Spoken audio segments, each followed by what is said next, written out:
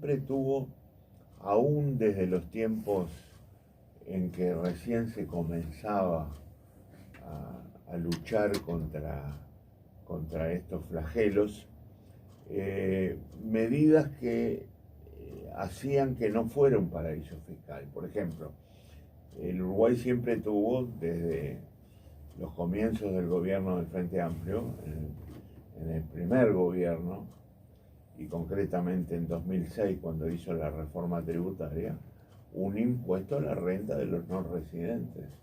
Entonces, quien tiene un impuesto a la renta de los no residentes en el país no puede ser tachado de paraíso fiscal. Y luego se empezaron a agregar nuevas herramientas, nuevos instrumentos al respecto. Así que hay quienes dicen que el Uruguay se pasó de revoluciones con las exigencias del lado de... Bueno, ahí tenemos un poco el otro extremo de la discusión, porque por un lado hay voces que nos critican, muchas veces por señalar falta de controles, y por otro lado hay voces que señalan que tenemos demasiados controles, y que eso es como si fuéramos un gran hermano que vigila la vida de la gente y le hace un seguimiento de todos sus movimientos financieros. Y la verdad, una vez más, está en equilibrar las dos cosas, ¿verdad? Uruguay ha hecho lo que tiene que hacer, que es adaptarse a las más modernas normas de la transparencia, de la decencia, ¿verdad? De la honestidad en cuanto al cumplimiento de las normas tributarias y todo lo que está vinculado, ¿no? Lo hablábamos hoy, digamos, crimen organizado, lavado de capitales, financiamiento del terrorismo, que es digamos, un aspecto absolutamente fundamental al respecto, ¿no? Pero veo que hay cosas que no son coherentes con esa, de repente no vinculadas al Ministerio de Economía. Pero por ejemplo estaba allí a la vista de todo el mundo este argentino, en el Cerro del Burro, ¿cómo se llama? Marcelo Balcedo. Con unos millones de dólares. Se acaban de descubrirse grandes exportaciones de tráfico de drogas. O sea, como que se escapa por otro lado la cosa, ¿no? No. Bueno, yo creo que en toda sociedad hay, no obstante el aparato institucional existente para luchar contra desvíos de conducta como los que están mencionados en la pregunta, hay circunstancias donde ocurre lo contrario. El tema es si esa circunstancia es una parte, digamos, implícita en la estructura institucional existente o si son excepciones que a veces son las que escapan a las reglas generales. Yo creo que lo de Balcedo es un caso típico de esta segunda posibilidad, porque la verdad que Uruguay no tiene una estructura institucional que admita, que permita que ocurran estas cosas, ¿verdad? Pero y como contrapartida, ya te dijo, por ejemplo, alguien va a un club, caso mío, como pago el club de 2 hijos y una mujer, mi mujer, tengo que hacer una declaración jurada cada año. ¿No es un exceso ese tipo de cosas? Bueno, estamos en la búsqueda del equilibrio. En lo que señalábamos hoy, ¿verdad? A veces puede parecer que las normas a las que tenemos que ajustarnos son un tanto exageradas y realmente se pueden transformar en una molestia adicional. Pero a cambio de eso, o como contrapartida más bien, no a cambio de eso, obtenemos como decía hoy, una mayor transparencia y una mayor claridad en el funcionamiento de herramientas fundamentales como las fiscales, ¿verdad? Que en el mundo de hoy se han transformado ya en herramientas naturalmente internacionales. estamos hablando de conductas que no pueden ser encaradas a escala nacional, sino que solo pueden ser encaradas a escala global, a escala internacional, con, obviamente, la cooperación o ámbitos o áreas de cooperación como las que irradia, por ejemplo, hoy la OCDE en Europa. Así que de eso se trata, de buscar equilibrios para lograr los objetivos positivos que sin duda se persiguen y por otro lado el mejor bienestar de la gente. Hace un par de semanas, Astori, usted en el semanario Búsqueda esbozó algunas autocríticas a lo que han sido los gobiernos del Frente, que tuvieron amplias repercusiones dentro y fuera del propio Frente, pero sobre todo dentro del Frente. Lo cuestionaron a usted. ¿Cómo es esto de que va a ser autocrítica en este momento? Yo creo que autocrítica tenemos que tener siempre. Nosotros estamos convencidos, estoy convencido, no quiero representar en este momento a nadie, de que el Frente Amplio es el mejor proyecto político para el Uruguay, de los que están, digamos, convocando al apoyo de la ciudadanía, pero también estoy convencido de que un proyecto político, si se precia de ser el mejor y pretende ser el mejor y pretende convocar al apoyo de la sociedad para llevarse a la práctica y transformar al país en el sentido que todos deseamos, tiene que tener autocrítica. Pues nosotros no podemos sostener somos el mejor proyecto porque hicimos todo bien y nada mal. Eso no es cierto. Hubo errores, hubo procesos que se podrían haber desarrollado de otra manera y mejor para el país, y tenemos que reconocer nuestra responsabilidad porque hay que compartir ese reconocimiento con la gente y sobre todo el deseo de advertirlo y corregirlo, ¿verdad? Entonces me parece que es una parte esencial del proyecto político. Sin autocrítica no existe un proyecto completo, ¿me explico? Uno de los que lo ha cuestionado ha sido Raúl Sendic. Sí, nos llamó mucho la atención, ¿no? Que Sendic saliera cuando se habló de los problemas éticos. De lo que salió con más énfasis. Bueno, a mí no me llamó en absoluto la atención, si quiere que les diga la verdad. Me hubiera extrañado que no hubiera reaccionado, ¿verdad? Porque la verdad es que él está obviamente involucrado en procesos que merecen una autocrítica muy profunda de parte del Frente. También es cierto, para ser justos, que el Frente Amplio como partido reaccionó bien frente a los excesos que, digamos, criticamos en los procesos en los que estuvo involucrado Sendic.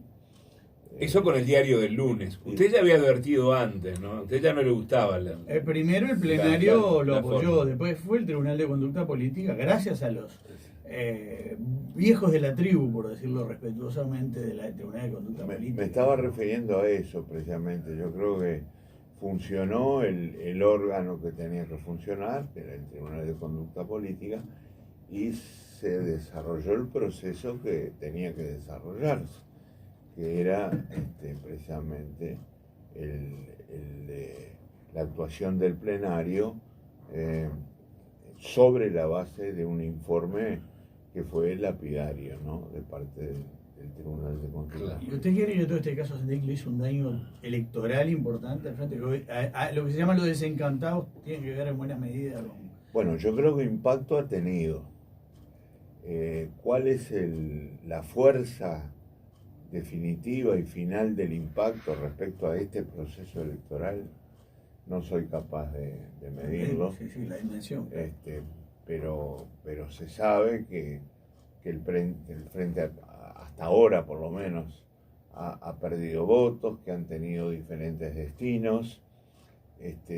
Algunos de esos votos yo creo que constituyen pérdidas, podríamos llamar provisorias, porque seguramente una parte de ese universo va a volver a votar al Frente Amplio cuando llegue el momento de la decisión. Pero está vinculada a estos hechos que motivan la autocrítica, ¿verdad? En segundo lugar, creo que también vamos a tener compatriotas que no van a votar en ningún partido, que van a votar en blanco, lo están diciendo los sondeos de opinión. Ahí puede haber también compatriotas que hayan tomado esa decisión de pertenecer al universo del voto en blanco precisamente por un desencanto, por una discrepancia de este tipo. Pero no estoy en condiciones de medir un impacto global de este y otros errores que también se han cometido, ¿verdad? ¿A cuáles se que refiere? deberíamos corregir. Y bueno, a proyectos que en definitiva no anduvieron como nosotros pensamos que debían andar.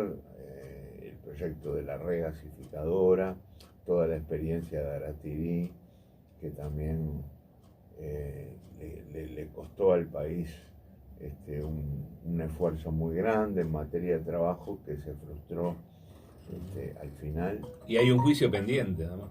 Y hay un juicio pendiente. Multimillonario. De Aratiri, sí. El Sí, de la regasificadora lo perdió Aratiri definitivamente. contra el Estado, Uruguay. Sí. Más de 3.000 millones de dólares. Bueno, yo no creo que eso es fundamentalmente una manera un tanto, digamos, sobredimensionada de lo que va a pasar en la práctica, sin duda. Pero en todo caso, también se cuenta entre los procesos que podríamos haber encarado de otra manera. Así que, en definitiva, ha habido cosas para corregir. Y dejo para el final algo que a mí me preocupa mucho siempre, y que es algo más general en la gestión estatal, y que significa un objetivo, que representa un objetivo que no podemos abandonar nunca y sobre el cual todavía nos queda mucho campo por recorrer. Me refiero a la calidad del gasto. El gasto público es una herramienta absolutamente fundamental, quizá la más importante de todas, para lograr políticas públicas que logren resultados positivos y particularmente mejoren las condiciones de vida de la población, con justicia, con equidad y sobre todo dando preferencia a los más humildes. Es la herramienta más importante desde el punto de vista fiscal. Uno puede tener el mejor sistema tributario del mundo, el más justo, el más equitativo, pero la eficacia del gasto como instrumento de transformación de la sociedad es fundamental. Claro, no cuánto se gasta, sino cómo se gasta. Ahora estoy hablando de eso, claro. Exactamente de eso. Y cuando un país tiene restricciones fiscales como las que tiene Uruguay, que tiene que mejorar su trayectoria fiscal y dirigirse otra vez hacia el equilibrio de las cuentas públicas, la calidad del gasto es fundamental. Y en materia de calidad del gasto tenemos, repito, mucho campo para recorrer. Y además un campo desparejo, porque en algunas áreas del Estado está más avanzado el respeto por la calidad del gasto, en otras no tanto, lo cual dificulta la tarea. Pero, por ejemplo, la necesidad de fijar metas, la necesidad de analizar los resultados obtenidos, la necesidad de evaluar los resultados periódicamente, la necesidad de establecer compromisos de gestión contra los resultados obtenidos, son elementos fundamentales en los que el Uruguay todavía tiene que avanzar mucho. Y hablando de las cuentas públicas, te decía, ha sido uno de sus principales desvelos, pero un camino muy endemoniado el de controlar el déficit fiscal. Sin duda. Y ha sido así porque tenemos un gasto que en su inmensa mayoría tiene un destino muy difícil de cortar, ¿verdad? Muy difícil de achicar, sobre todo en periodos cortos. El 80% del gasto público es un gasto de no solo contenido social, sino en gran medida de carácter endógeno. Este es un gasto que el país ya decidió realizar, digo el país, no el gobierno, el país, como por ejemplo el funcionamiento del sistema de seguridad social, aprobado por todos los partidos políticos del país, con un peso enorme que hay que reformar en el gasto público y que hay que transformar, me refiero al sistema, más que al gasto, ¿verdad? Al sistema en su conjunto. Y por otro lado, vivimos unos meses de desaceleración importante del nivel de actividad, lo cual trae consigo una caída de los ingresos públicos y por lo tanto, además de la lentitud de la reducción del gasto, hemos tenido caída de ingresos, lo cual hace que el combate al déficit fiscal sea un combate que no es corto, ni es fácil. No hay que reducir el Estado. Usted mismo hablaba hace tiempo de la necesidad de una reestructura del Estado. En algún momento creo que Mujica dijo la madre de todas las reformas. Vázquez. Y hoy, por ejemplo, Talvi dice, bueno, pero hay que bajar el número de funcionarios públicos que sea por la no provisión de vacantes, cosa que se hizo en su momento. ¿Cómo está viendo esta propuesta? Bueno, yo creo que más que achicar el Estado hay que mejorarlo, porque voy a ser coherente con lo que acabo de señalar hace unos minutos en materia de calidad del gasto. El Estado hay que modernizarlo, tiene que tener, digamos, nuevas instituciones especializadas, adaptadas al mundo de hoy, tiene que tener capacidad humana mucho mejor de la que en términos generales tiene hoy, tiene que tener tecnología cada vez más muy adaptada y coherente con las necesidades actuales. Y no es una sola tecnología, son muchas tecnologías. La tecnología, y hace un par de días puedo citar un ejemplo al respecto, es fundamental, por ejemplo, para manejar la deuda pública del país. El otro día, por un convenio con la Facultad de Ciencias Económicas, instalamos un laboratorio con el apoyo de la cadena Bloomberg para estudiar permanentemente todo el mundo financiero en todos sus detalles y tomar las mejores decisiones. Por eso pongo el ejemplo de la tecnología. ¿Reducir el número de funcionarios? No.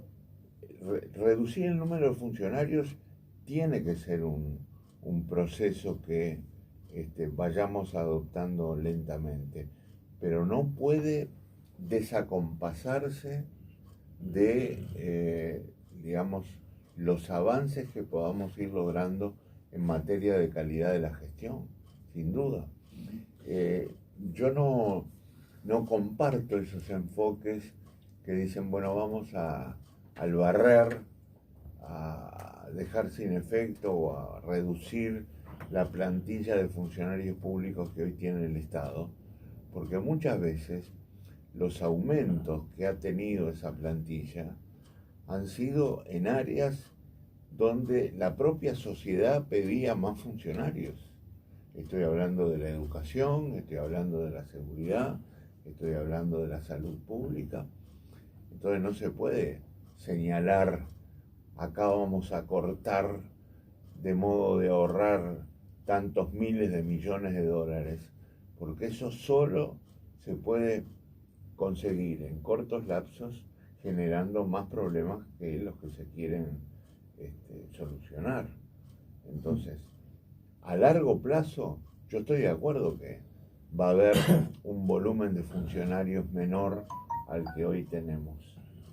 Obviamente incluyendo todos los niveles de gobierno, ¿no? El nacional, el departamental, que muchas veces lo olvidamos, pero es una fuente de ingreso de funcionarios muy importante, pero hacerlo ordenadamente, hacerlo acompasadamente con el aumento de la eficiencia de la gestión, con la tecnología necesaria, con las capacidades humanas importantes que nosotros tenemos que desarrollar, especialmente formando a la gente para que sea parte fundamental de ese nuevo Estado.